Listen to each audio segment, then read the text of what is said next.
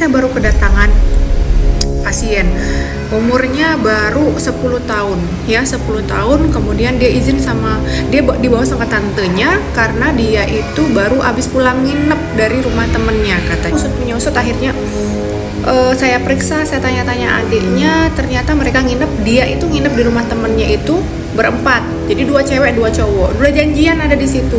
Cowoknya itu anak-anak laki-laki juga, usianya baru 13 tahun dan katanya dia pacaran baru 2 minggu.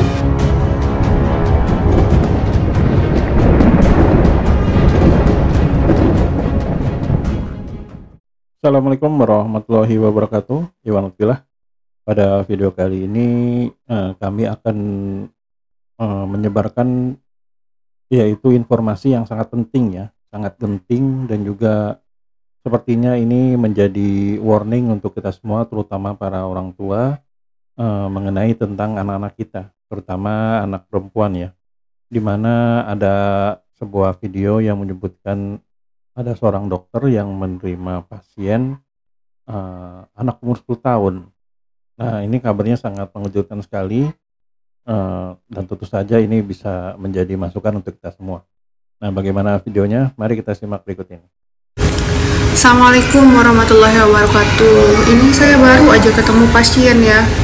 Aduh, saya pengen ingetin teman-teman semua untuk kalau teman-teman ibu-ibu yang punya anak perempuan harus benar-benar dijaga anak perempuannya baik-baik. Jangan gampang percaya kalau mereka minta izin untuk nginep di rumah temennya, siapapun itu. Kalau kita nggak kenal baik anak itu, jadi jangan segampang itu untuk memberikan izin pada anak-anak perempuan kita ya. Jadi ini saya baru kedatangan pasien, umurnya baru 10 tahun ya, 10 tahun. Kemudian dia dibawa sama tantenya karena dia itu baru habis pulang nginep dari rumah temennya katanya gitu. Dan ini temennya itu dia kenal cuman dari sosmed, dari Instagram, teman perempuannya, sama-sama umurnya 10-11 tahun. Dan ternyata ketika ditanya kamu habis ngapain dan segala macam, dia kurang meyakinkan jawabannya, dan akhirnya dia dibawa sama tantenya karena orang tuanya nggak berani membawa dia periksa ke dokter obgyn. Dan di situ dia cerita bahwa saya pengen cek nih dok, ini ponakan saya udah macem-macem nggak, karena dia ini nginep di rumah temennya, katanya kita lagi lengah, kita lagi banyak kegiatan di rumah, orang tuanya lagi keluar kota, dan dimintain izin dan dia nyelinap pergi, katanya sih nginep di rumah temennya gitu. Dan ternyata usut akhirnya saya periksa, saya tanya-tanya adiknya, ternyata mereka dia itu nginep di rumah temennya itu berempat, jadi 2 cewek 2 cowok, udah janjian ada di situ. Cowoknya itu anak-anak laki-laki juga, usianya baru 13 tahun dan katanya dia pacaran baru 2 minggu, dan itu pun kenal dari Instagram, TikTok dan sebagainya. Jadi mereka nginep di rumah itu karena temannya si ini, dia nginep di rumah teman ceweknya ini. Teman ceweknya itu pun juga orang tuanya lagi nggak di rumah karena orang tuanya semua lagi ada di rumah sakit. Jadi rumahnya itu lagi free gitu. Jadi 2 teman-teman laki-laki bocil itu juga pada ikutan nginep di rumah si temannya si cewek ini gitu.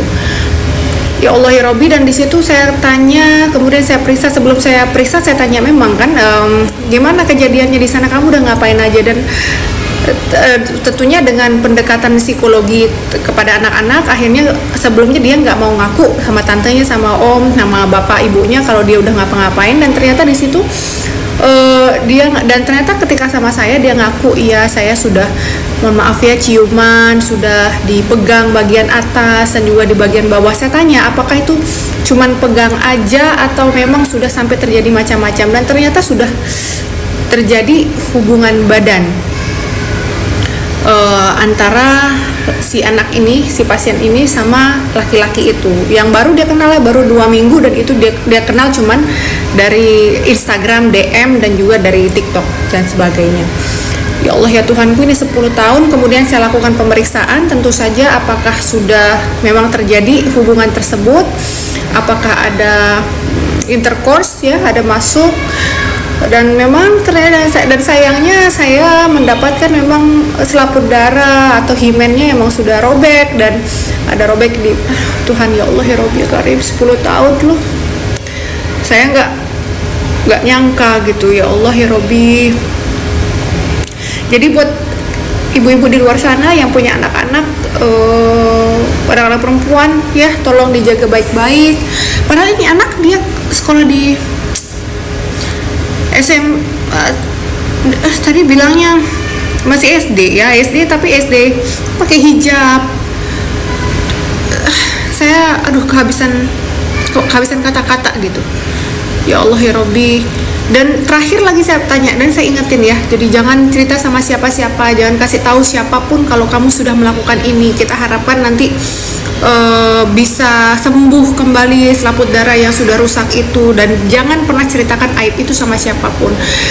Dan ketika saya ingetin gimana kamu tahu kan rasanya, dan you know what dia bilang, ya Allah, saya kira dia akan ada traumatis ya, ada trauma terhadap kejadian tersebut. Dengan segitu saya ingetin efek jangka panjangnya, dampak buruknya, ada kemungkinan ini itu dan segala macam. Dan tapi dia bilang kalau itu adalah pengalaman yang menyenangkan untuk dia. Ya Allah ya Robbi. Jadi saya sampai nggak habis pikir, dan saya ingetin lagi ke keluarganya waktu itu, ini ya harus dijaga baik-baik, kalau bisa dibawa ke psikolog anak karena emang sudah. Ya itulah tadi video pengakuan dari seorang dokter ya, yang dimana dia mendapatkan pasien yang dibawa oleh tantenya, dimana pasiennya ini baru berumur 10 tahun. Jadi sini bisa dibilang ya sangat mengejutkan ya, karena memang ya tentu saja yang poin pertama yang kita bisa ambil di sini adalah di mana orang tuanya gitu. Memang tadi dijelaskan bahwa orang tuanya berada di rumah sakit karena ada mungkin ada sesuatu apa gitu sehingga anaknya itu ditinggal di rumah. Tapi apapun alasannya, memang seharusnya anak gadis apalagi umur 10 tahun itu memang seharusnya itu rentan dan wajib dalam pengawasan ya. Dan bila memang tidak bisa diawasi oleh ayahnya, ya oleh ibunya. Bila memang tidak bisa oleh ibunya, mungkin oleh tantenya gitu. Jadi memang tidak bisa dilepas begitu saja. Apalagi ini anak 10 tahun ya. Anak 10 tahun bisa bilang ini mungkin baru kelas 3 atau kelas 4 ya, paling gede itu kelas 5. Nah ini bisa dibilang apalagi pergaulan sekarang ini ya sangat bebas ya, dengan adanya berbagai media sosial yang langsung tampil di gadgetnya, di dawainya yang bisa dilihat 24 jam oleh mereka. Tentu saja ada pengaruh-pengaruh buruk yang masuk gitu. Nah poin berikutnya di sini adalah tentu saja bukan cuma wanita ya, bukan hanya anak gadis. Para pria atau anak cowok juga memang penting ini diawasi, apalagi sekarang tentu kita tahu sendiri ya, udah pergaulan bebas, udah gitu bukan hanya dengan sekedar lawan jenis. Nah, dengan sesama jenis ini juga cukup parah ya bisa dibilang ya. Nah, intinya dari semua pengakuan dari dokter tadi, hal pertama adalah tentu saja kasih sayang ya. Kasih sayang dari orang tua. Tentu saja kalau orang tua itu sayang, dia tidak akan membiarkan anaknya itu sedikit pun lecet, bahkan untuk jatuh, hanya sekedar jatuh pun dia tentu akan sedih. Nah bagaimana bila anak umur segitu tuh dari lepas, apalagi sampai dengan nginep ya. Nah ya kita juga yang nggak tahu juga bagaimana pengawasan dari orang tuanya, mungkin karena memang keadaan juga yang tidak memungkinkan. Ya tapi setidaknya video tadi bisa menjadi warning untuk kita semua, bisa menjadi masukan untuk kita semua bagaimana kedepannya setelah menonton video ini kita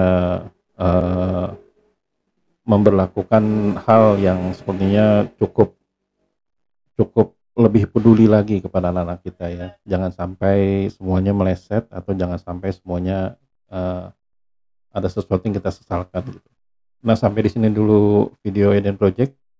Semoga bermanfaat. Bila memang kami ada kata salah kata, kami mohon maaf. Wabillahi taufiq wa hidayah. Wassalamualaikum warahmatullahi wabarakatuh.